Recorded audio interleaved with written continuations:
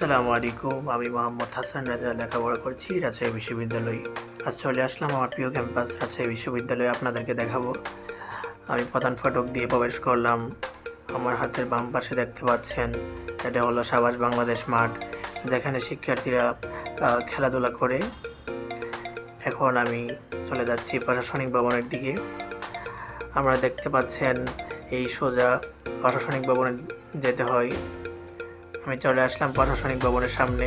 তার সাথেই জোহা চত্বর, যিনি বাংলাদেশের প্রথম বুদ্ধিজীবী শহীদ হয়েছিলেন, তার নাম হলো শহীদ শামসুজ্জোহা। এখন আমি হাঁটা আরম্ভ করলাম জোহা চত্বরের সাথে।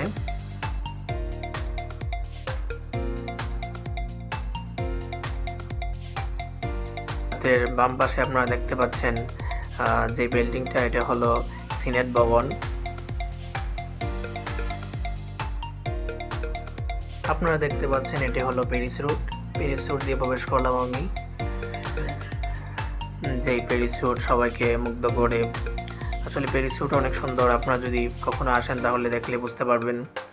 এই প্যারিস রুটের চারপাশে রয়েছে গাছগাছালি। তার মধ্যে বিখ্যাত যে গাছ রয়েছে তার নাম হলো গগনশিরিষ। আমি হাঁটা আরম্ভ করলাম প্যারিস রুট। আপনারা দেখতে পাচ্ছেন এটি হলো ইকার, যেটি 26শে নভেম্বর চালু হয় রাজশাহী বিশ্ববিদ্যালয় ক্যাম্পাসে। এখানে নির্দেশ করছে রাবি কেন্দ্রীয় গ্রন্থাগার, যেতে হলে ডান দিকে যেতে হবে। আমি ডান দিকে হাঁটা আরম্ভ করলাম। আমার সামনেই এখানে রাবি কেন্দ্রীয় গ্রন্থাগার প্লাস শহীদুল্লাহ কলা ভবন, যেখানে আমি পড়াশোনা করতেছি। আপনারা দেখতে পাচ্ছেন আমার হাতের ডান পাশে রয়েছে, এটি হলো রাবি কেন্দ্রীয় গ্রন্থাগার। আমি সোজা হাঁটা আরম্ভ করলাম। এটি হলো টুকিটাকি চত্বর, যেখানে ছাত্রছাত্রীরা আড্ডায় বসে এখানে চা খায়, আড্ডা দেই। আমি হাঁটতে হাঁটতে সামনে চলে যাচ্ছি। এটা হলো রাজশাহী বিশ্ববিদ্যালয়ের রবীন্দ্রনাথ ঠাকুর একাডেমিক ভবন, যেখানে বিজনেস ফ্যাকাল্টির শিক্ষার্থীরা ক্লাস করে এবং arts faculty department of law তারাও ক্লাস করে। যেহেতু আর্টস ফ্যাকাল্টির ক্লাসরুমের সংকট রয়েছে, তাই এখানে ল ডিপার্টমেন্টের স্টুডেন্টরাও এই রবীন্দ্রনাথ ঠাকুর ভবনে ক্লাস করে।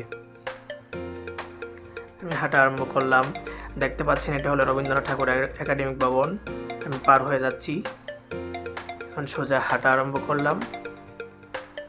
আমি চলে আসলাম ইসমাইল হোসেন সিরাজি ভবন, যেখানে ফার্সি সহ অন্যান্য ডিপার্টমেন্টের ক্লাস হয়।